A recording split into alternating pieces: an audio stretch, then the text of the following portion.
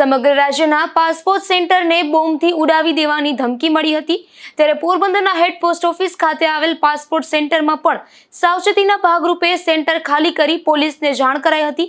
ત્યારે પોલીસ દ્વારા સઘન ચેકિંગ હાથ ધરવામાં આવ્યું હતું।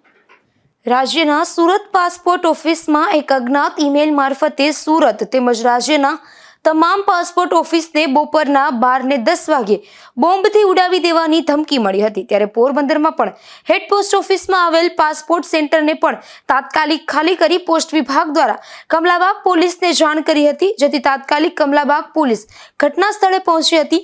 સાવચેતીના ભાગરૂપે આખું બિલ્ડિંગ ખાલી કરવામાં આવ્યું હતું। આ ઘટના બાદ કમલાબાગ પોલીસ, એસઓજી પોલીસ અને બોમ્બ સ્ક્વોડ સહિતની ટીમ પોસ્ટ ઓફિસના વિવિધ વિભાગમાં ચેકિંગ હાથ ધરવામાં આવ્યું હતું। જોકે પોસ્ટ વિભાગમાં ચેકિંગ દરમિયાન કોઈ શંકાસ્પદ વસ્તુ મળી ન હતી। મારું નામ Jatilalji Patel, superintendent post office Porbandar.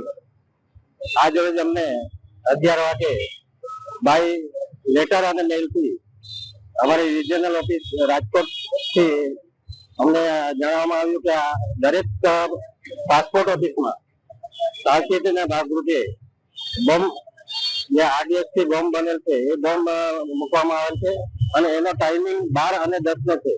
તો એના ભાગરૂપે અમે તાત્કાલિક અમારા જે પગલા લેવાના હોય એ પગલાના રૂપે અને પોલીસ સ્ટેશનમાં જાણ કરેલ છે, સાથે ફાયર બ્રિગેડને પણ જાણ કરેલ છે અને પોસ્ટ ઓફિસ જે હેડ પોસ્ટ ઓફિસ છે અમારે પોરબંદર એ પૂરી ખાલી કરાવી સાવચેતીના પગલા લીધેલ છે। સમગ્ર રાજ્ય સહિત પોરબંદરના પાસપોર્ટ વિભાગને બોમ્બથી ઉડાવી દેવાની ધમકી મળતા સમગ્ર શહેરમાં પણ ભારે ચર્ચા જાગી હતી।